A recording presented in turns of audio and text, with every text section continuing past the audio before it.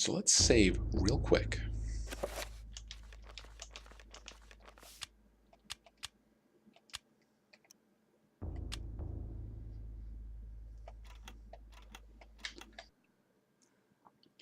So now we're back to playing as Alex. And there are a couple of things we learned from playing Anthony's chapter. One of those things we've learned is that we can enchant our weapons. Oh, what's that?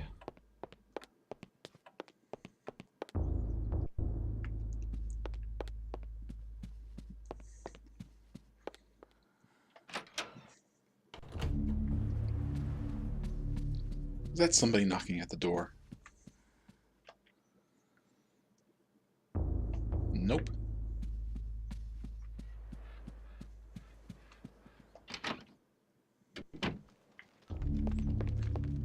Looky here. The symbol on the door has changed. Well, let's try enchanting our sword.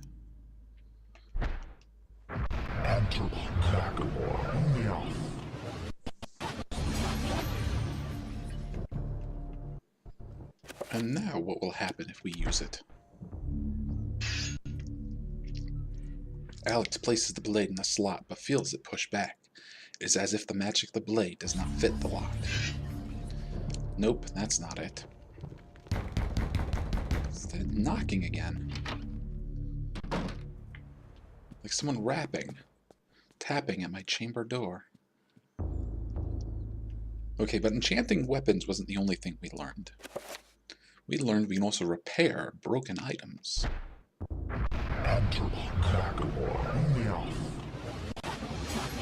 The item has been repaired.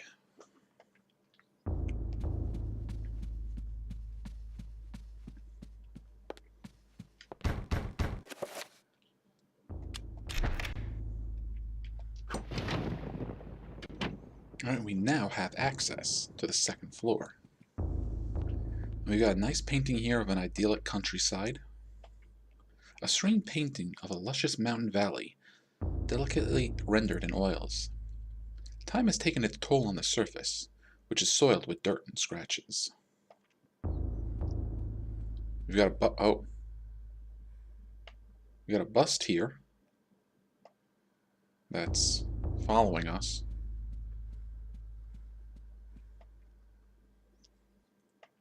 That's not a pleasant looking picture.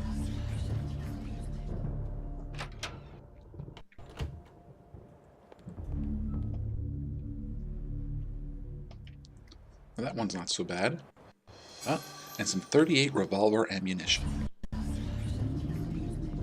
Well, since we found the ammunition, it stands to reason at some point Alex is going to get a revolver.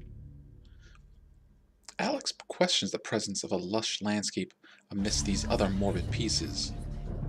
Could it be a single ray of hope encircled by the encroaching darkness?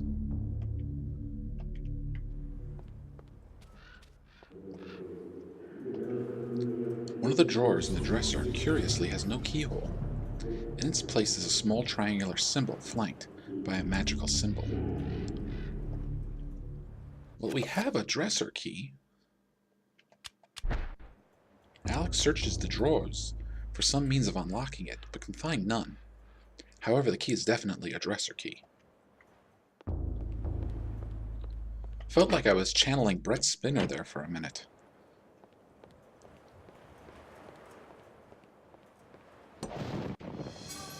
Alright, Alex has found a page from the Journal of Maximilian Roivas.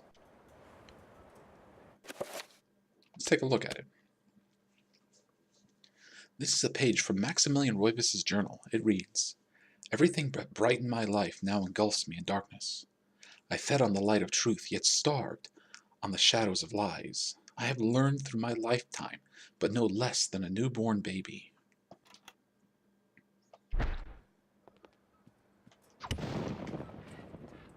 Alright. Okay, what's going on with the tub?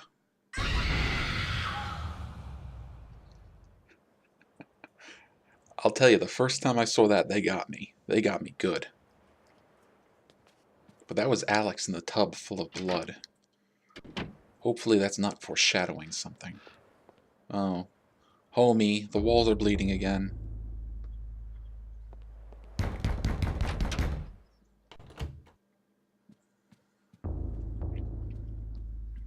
You knock it off.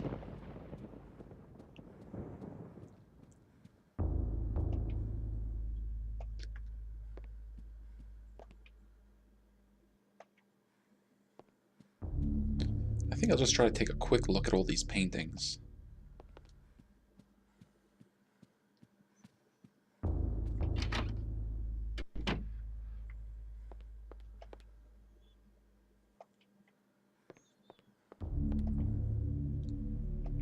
Ooh, a chapter page has been hastily stashed behind the frame of the painting. Should Alex retrieve the chapter page? Of course she should. She has found the page entitled The Gift of Forever. An oddly proportionated painting of a man in somewhat Napoleonic garb. Obviously an intentional exaggeration. It gives the painting an oddly quirky feel.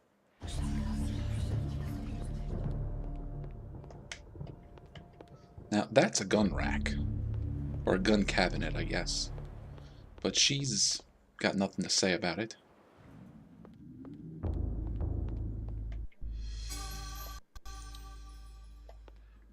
I thought she said something about this flag.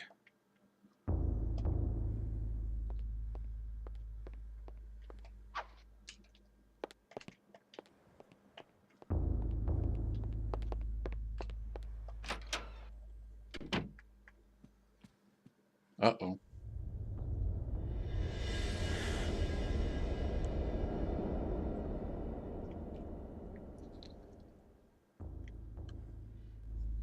Some sort of ghostly apparition just walked into the wall. You can even see that the wall here looks a little different. The wallpaper in this section of the hallway is oddly marred, as though it sits on, although the wall it sits on is not even with the rest of the room. And there's this beautiful stained glass window over here. But you can see that it's glowing with energy. And look, there's a rune. The stained glass depicts a glowing medieval maiden, luminous even with the faint light of the setting sun. The maiden clasps a piece of parchment in her hands. The window gives Alex a strange feeling, almost as if there is magic, and not really there.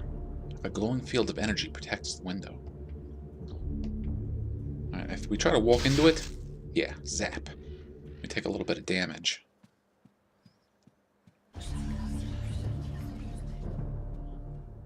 Oh, what can we examine here?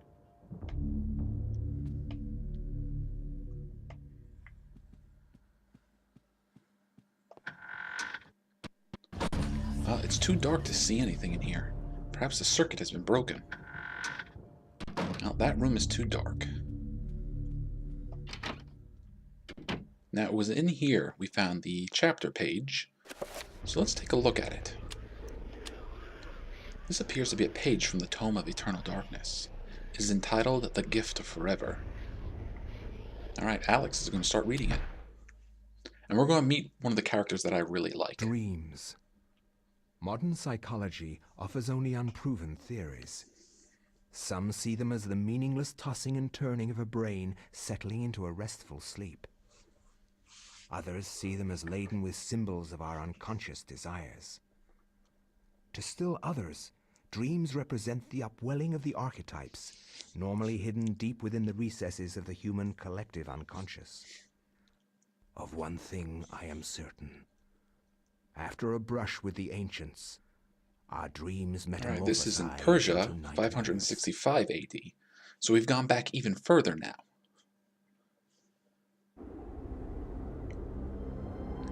We see a figure wandering through the desert.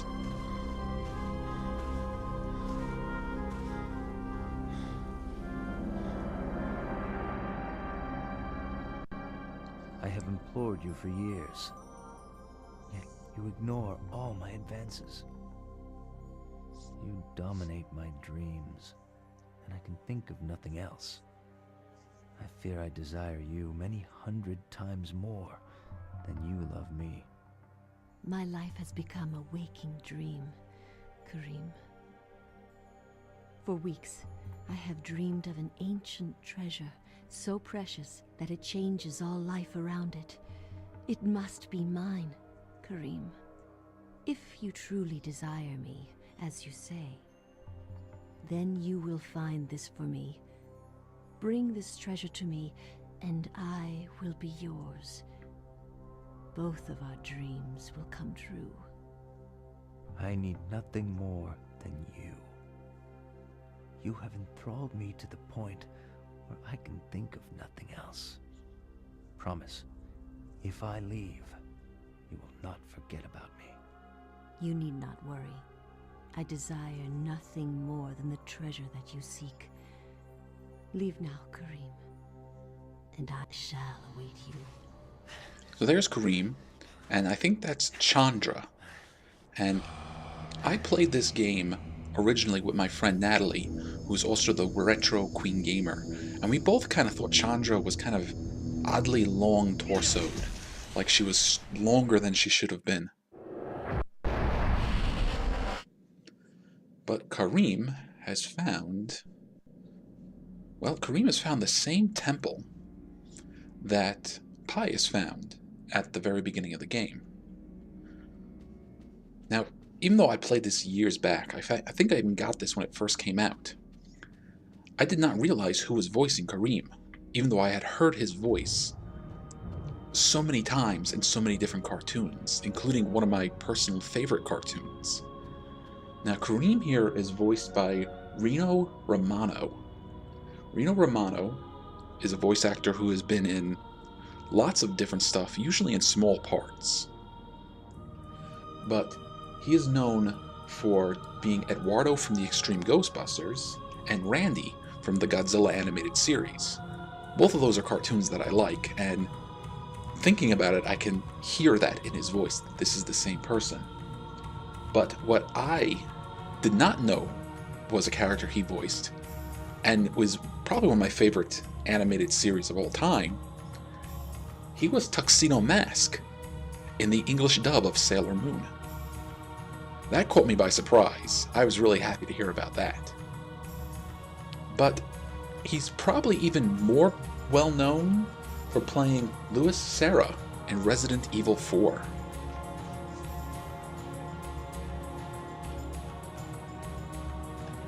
A man's corpse lies fallen. Wounds cover the exposed flesh of his body, where his armor has failed. Okay, I don't think there's much to look at in this first level.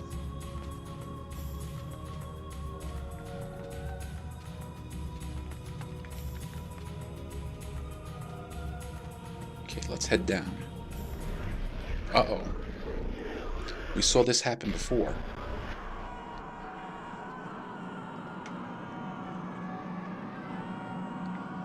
Okay, well, Ella's statue is still over here. What's left of Pius' statue. But over here is Anthony's.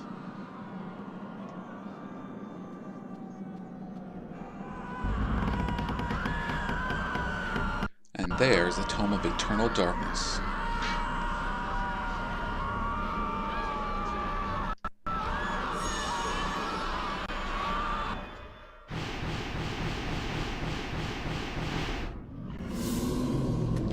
And now the zombies wake up.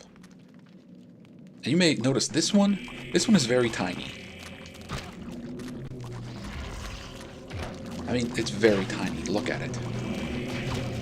I assume that is supposed to be a pygmy or something similar, but this is happening somewhere in Persia. It's possible that it's a zombie of a child, but I don't know. A pygmy just seems to fit better. Not in this setting, but in general.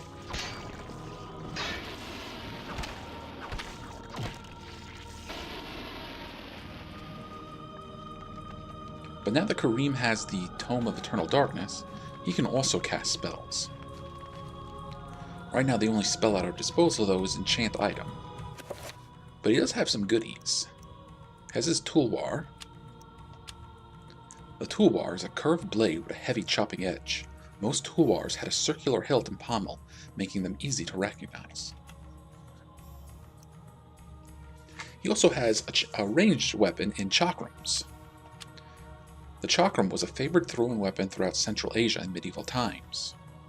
A balanced ring of metal, sometimes beautifully decorated, would be hurled at an attacker. Heavy chakrams could sever limbs or head.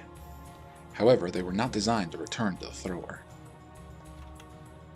And he has this talisman here. Kind of looks like a red scarab. An ancient talisman that has been in Karim's family for many generations. It is said to bestow long life on those who have kept it. This item can be used to restore health. So yeah, he's got a talisman here that will heal him 5 times. Let's try not to use it too often. Alright, here are some of those Xel'lotath zombies.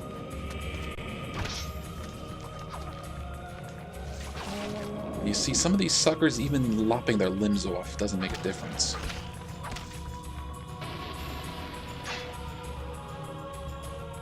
A statuette vaguely resembling a man stands atop a low pedestal.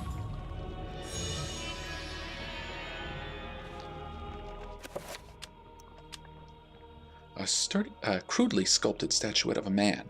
It seems particularly heavy for its size. Alright, now if I wanted to, I don't have to sit here and fight with these guys. This guy, though, has a rune inside him. So we want to kill him and get that. Oh, you decided to get back up, huh? You're not done. You, on the other hand, we need to kill. Alright, we got a magic rune.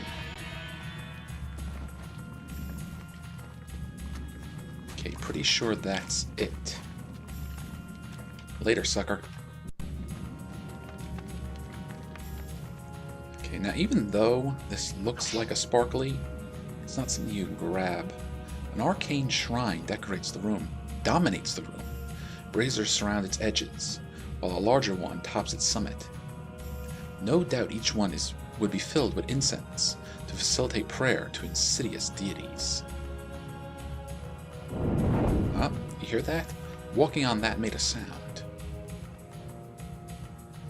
Same with that one. And the third one. Well, that's because these are pressure sensitive. And we can put the statuette on top of one of them. It doesn't matter which one we put it on, just that we put it down on one of them. Alright, now that magic barrier fell because we destroyed the zombie earlier that had the rune inside it.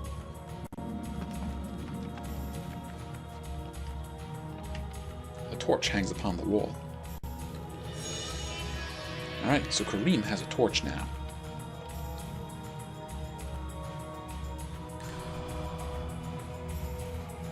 The wall's starting to bleed. And there is a codex. A stone tablet lies on the floor.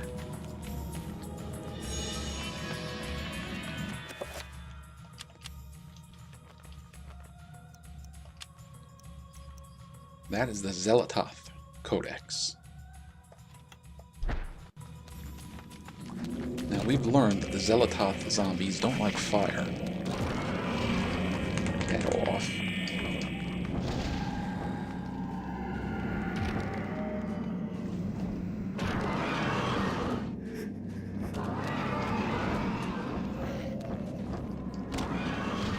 Alright, so all that horrible noise we hear and that kind of crying is all because our sanity meter has gone down so low. A statuette vaguely resembling a man stands atop a low pedestal.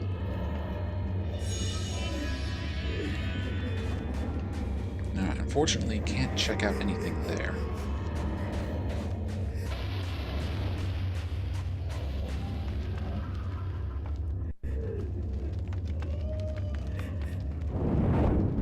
Now, this is something I didn't notice until just now, when one of the commenters in the chat mentioned it. When we stand on these pressure plates, you can see that the braziers light up.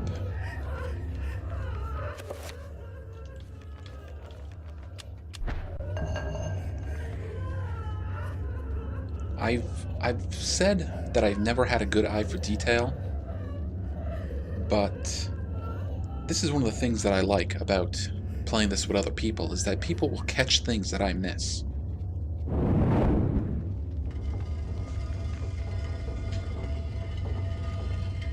And look at that. A bunch of trappers. Now, like I said in another episode, the trappers, you can't really deal with them with melee weapons, but ranged weapons will take care of them. Although if we wanted to, we could go to the trapper dimension. And in the trapper dimension, we could get some healing, or recover some of our magic or our sanity. The shrine has risen from the floor, exposing what appears to be a living mechanism. Should Karim use the device to descend? Well, of course he should.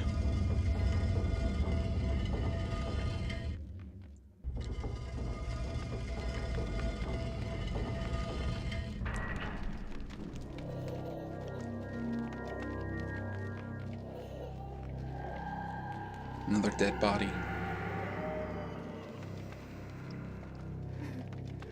Lying in a pool of cold blood is a dead soldier.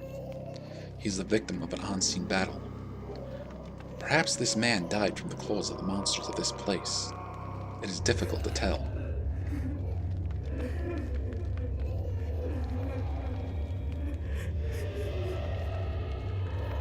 This man lies dead, anointed with blood from the ravages of Tulwar's sword. The wounds, deep and numerous, seep fresh blood, precise yet powerful. The result of a man's actions, not a monster's. Should Karim retrieve the Tulwar? Alright, so this is another weapon that Karim can pick up. If Karim picks this up, he will dual wield the Tulwars. He'll have one in each hand. I personally prefer to have him fight with just one Tulwar. But for the purposes of this game, for this Let's Play, I'm going to use both. Now, I wonder if it's possible to use them one-handed. Nah, we gotta use both. Alright, the Tulwar is a curved blade with a heavy chopping edge, whilst Tulwars had a circular hit and pommel, making them easy to recognize. Karim can now fight Florentine with a Tulwar in each hand.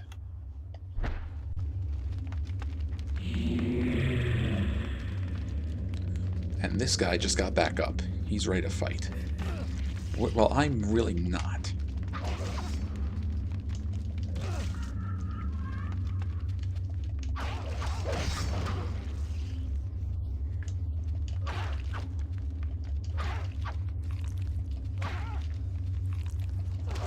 It may be because I prefer to target individual body parts. Oh, and there's a new monster.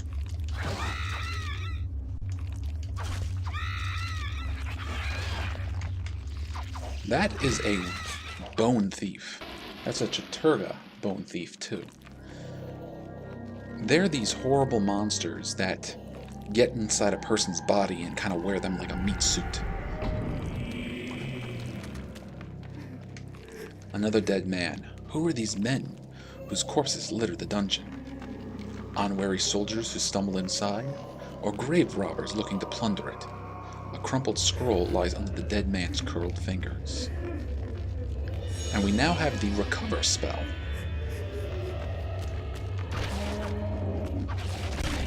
Oh, there's a bone thief. And this bone thief doesn't even have a head, so chopping off its head isn't really an option. Because that's a Xel'lotath bone thief.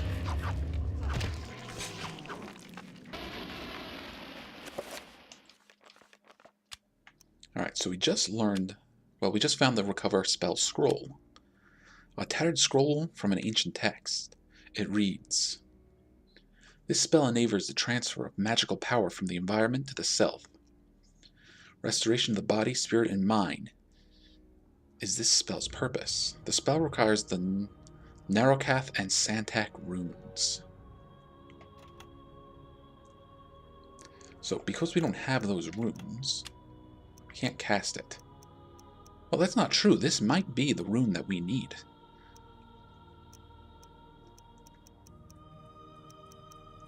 But we needed 2 of them, didn't we? Yes, we needed Narrowcath and Santak.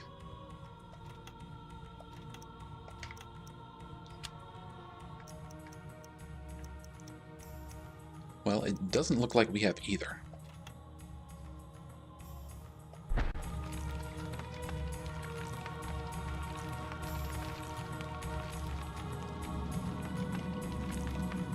A metallic plaque replaces the lock. A colored sigil is engraved on the metal above a wide slot. The slot appears wide enough to insert a large blade.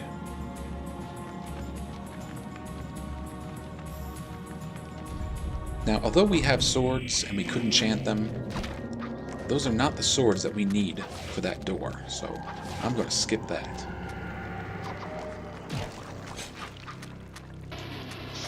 No, Karim, look at the enemy.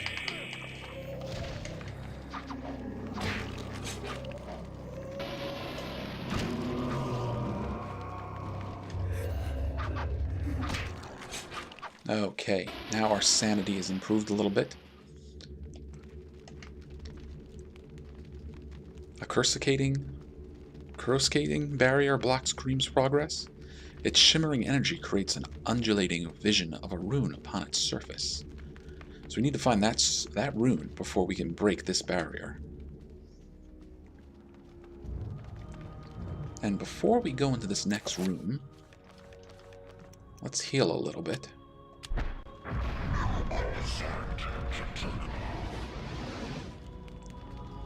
Not a lot of healing, but we'll take what we can get. And there's another horror. But that's an Xel'lotath horror.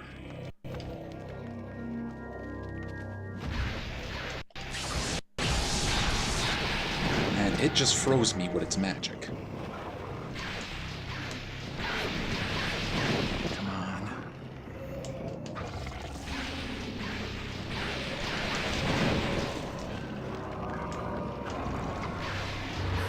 Careful. There we go. And it had the rune in its body.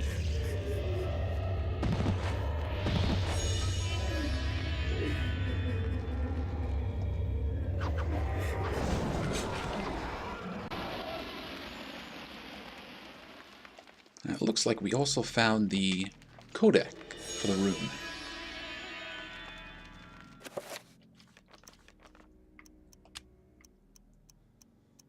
Well, we found it for this room. This is Santak, which is one of the runes we needed for our new spell. So why don't we try creating a new spell? We only have the Xel'lotath alignment. Now we know we need Santak, and we're going to try this new unidentified rune. So there you go. There's the recover spell. Now because we only have the Xel'lotath rune, we could only heal our magic, but we don't even have enough magic to cast it yet.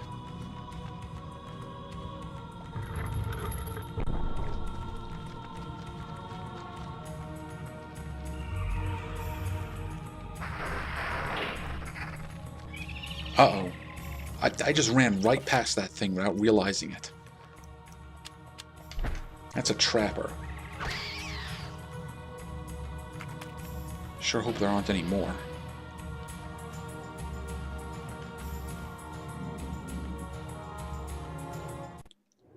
Oh, what's going on? My dear Alex, I will always be at your side. There are times when insanity takes hold, and nothing seems right. During those times, I will help you. Fear not, for I will keep the darkness away. So that's the ghost of Grandpa. This isn't really happening. And Karim just had a vision of that. During the course of the game, we'll occasionally have visions of what's happening to Alex in the present while she's reading these stories. The ghost of Grandpa kind of tries to assist her.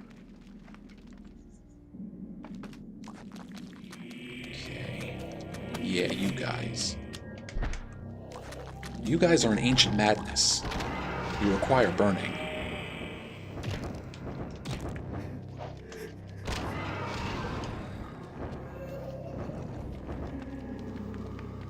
Alright, tucked into the niche is a stone tablet. And that is the Mantarak. I can't pronounce these things right, but that's the next codec we needed.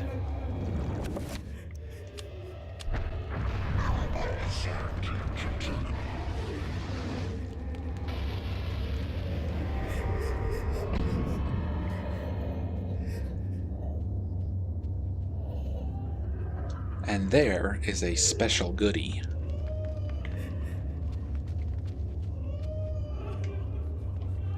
A large rammed-out broadsword protrudes from a solid pedestal made of stone. It awaits its next owner. Should Karim pull it out of the stone? Yes, enable King of the Britons.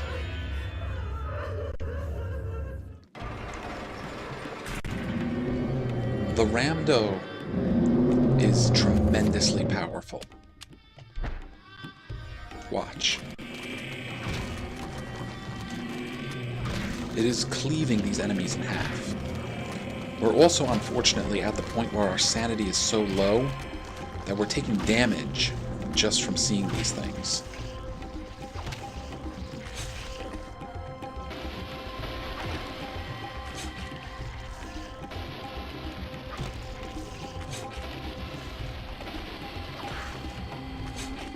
Alright, let's try to get a little healing in.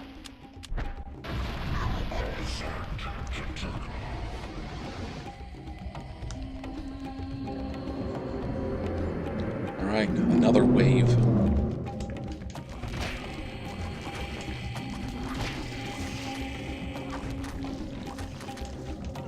This sword is in fact so powerful that it, with a well-timed hit, it can take out a horror in one shot.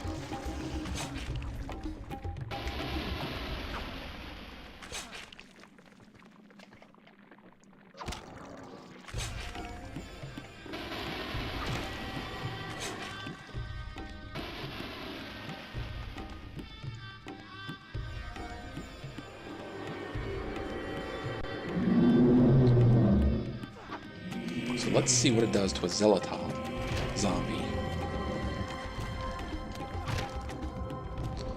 Well, it doesn't quite bisect them.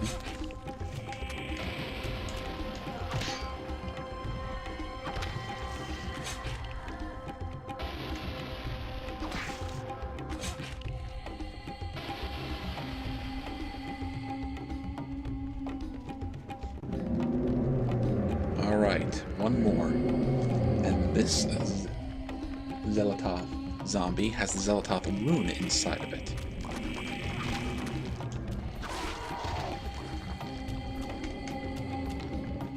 Oh, yeah, here's what happens if I don't aim and just swing. It's still enough to knock these guys right over.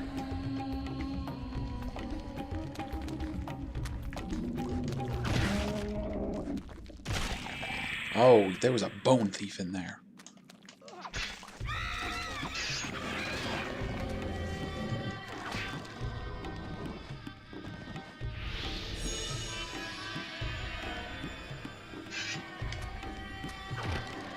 Alright, so now we have the Xel'lotath rune. And we can now channel spells with that alignment. Dang it, come here, you. Ow. Yeah, don't take this creature's crap, Karim.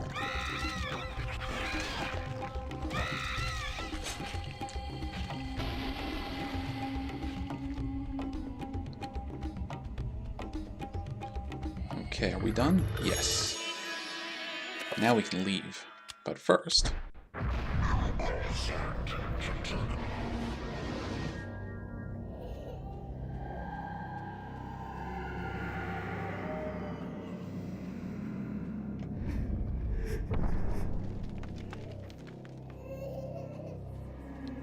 Now, this was the way that Pius went.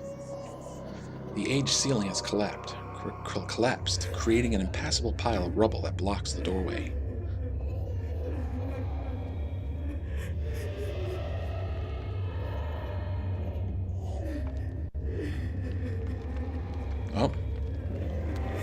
So, yeah, we're now controlling a Xel'lotath zombie.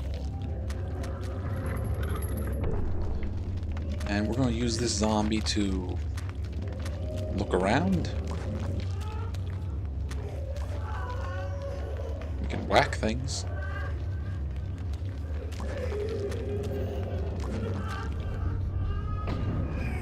And it died. I'm sorry, Karim, but it's happening.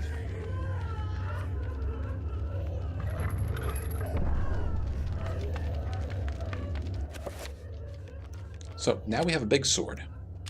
We can now cast enchant with the Xel'lotath alignment. Enter by Xel'lotath. And we're going to use that big old sword right here.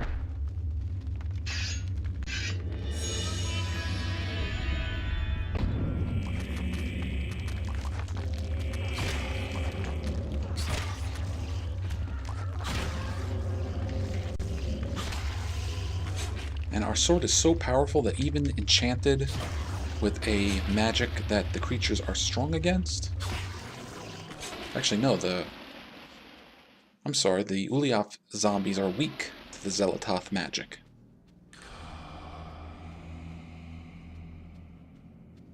Alright, this ladder here is important.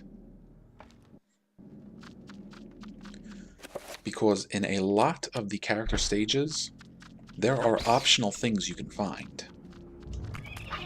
Some of them are minor, and they're just little things. Like you might miss out on some ammo, or you might miss out on a scroll. You might miss out on a codex. But this is important.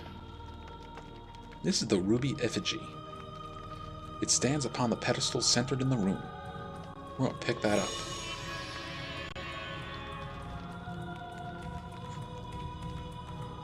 Now, Karim does not use the ruby effigy in his chapter.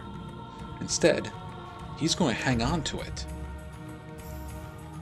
And he's going to save it for later. Along the length of the corridor, the ceiling has given way and collapsed, littering the floor with debris.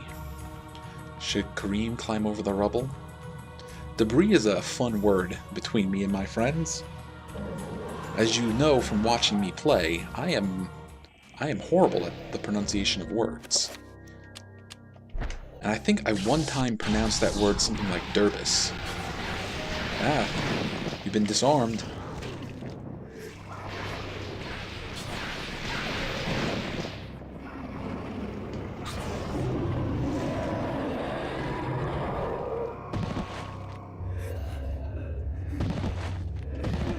Alright, finish him.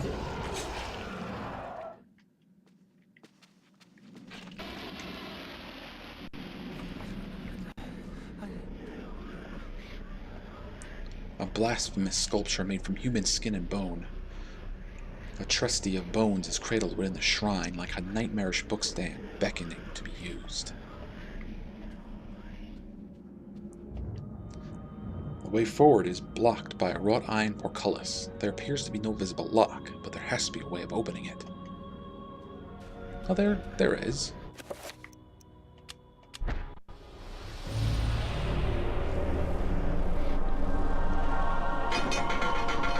It was just awaiting the Tome of Eternal Darkness. Alright, I'm going to save at this point. I'm also going to heal.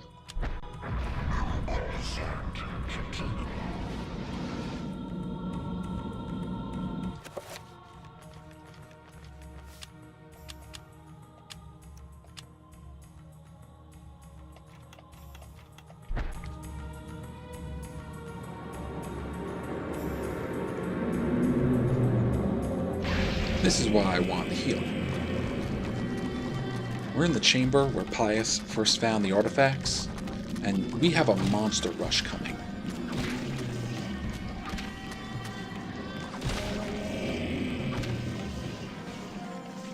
Alright, let's kill a few of them to get our sanity up.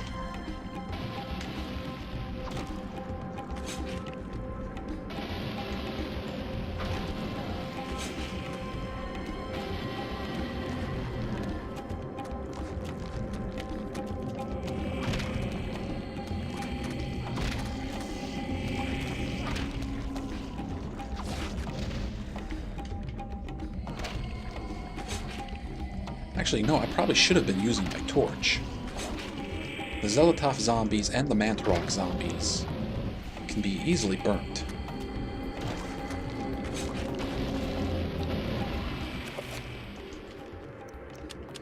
Now granted, that means I miss out on the chance of finishing them off, but it does mean I automatically destroy them.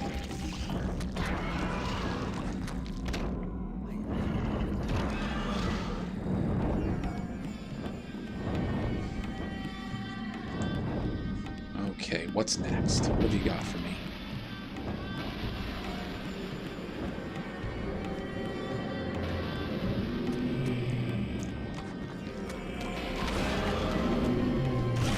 Oh, yeah, there's a bone thief in there, huh? Well, a torch isn't going to cut it with a bone thief. Get off. Oh, jeez, I'm lower on health than I thought. And we just healed. This is bad. This is very, very bad.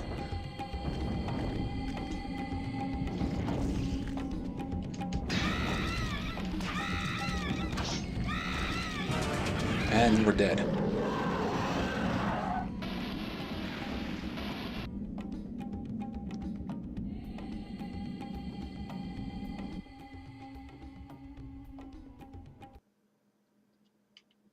So, Karim perished at the hands of the Eternal Darkness.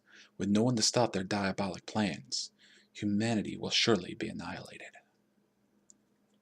So this is the game over screen, and it will stay here until we press the A button and turn off the light. Okay, we're back. Now, while the torch did work to burn these enemies up nice and quick, it didn't help with my sanity. And that's the problem I'm having right now. My sanity gets so low that their stare is doing physical damage.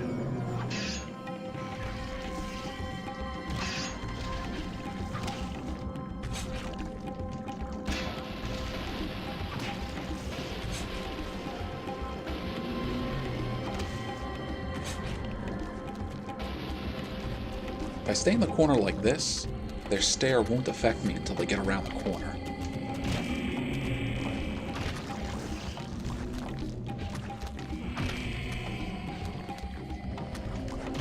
Then we can just kill them and get our sanity back.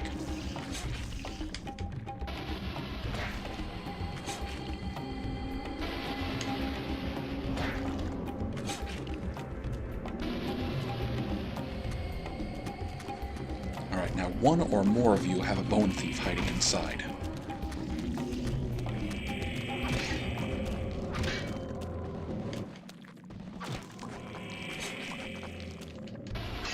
Oh no, it's not you guys, it's the next group.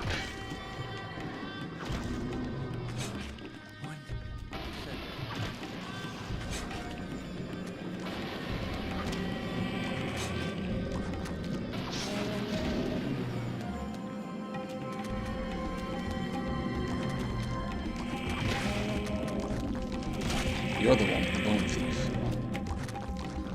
Get off.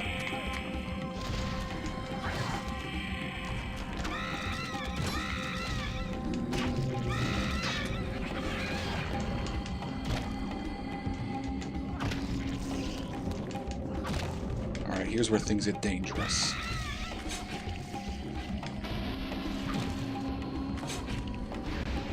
There's a horror.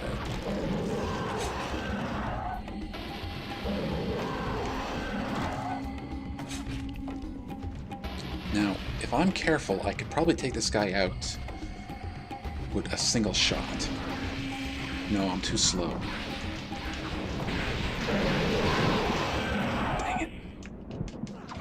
Ah, we got him. Alright, in the chat they're asking me, does health, magic, and sanity recover over time? Magic will recover as you walk around. You have to actually move.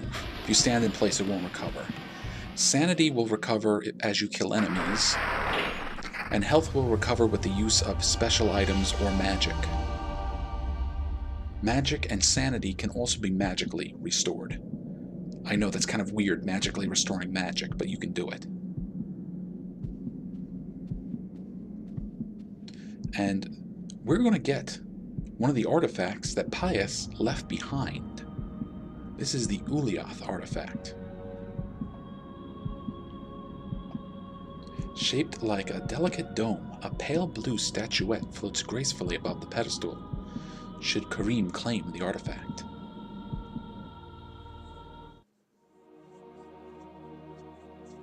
Karim, we will be together forever. So that's the voice of Chandra. Chandra is now a ghost. What happened to you? Things change, my dear Karim. But even though my body is ravaged, I await you. Who did this to you? You were gone so long. I gave myself to a nobleman with a jealous mistress. She had me dragged from my bed, and in cruel revenge, flensed with knives. Well, good job. As the last blades were drawn What a married across my man. body, and my blood cooled upon the floor, she cursed that I would only be with another in death. So much for thinking only of me. I should never have left. I have seen my folly, and have already paid dearly. I see so much more now. In death, I know the true value of the artifact which I asked you to find. And it is not for us to possess. If we are to be together again, you must make a sacrifice. Only when that is complete will we be together. Sacrifice? Why should I do anything for you? You lied to me. Betrayed me. And you really don't look so good anymore. You must forget the past. Despite who you are now, you will also become something more, just as I have. But the sacrifice must be made. We must remain here and guard the artifact. Dark things will come to claim it, and you must be strong to keep it from them. Without your sacrifice, the world will fall into eternal darkness. The things I do for love.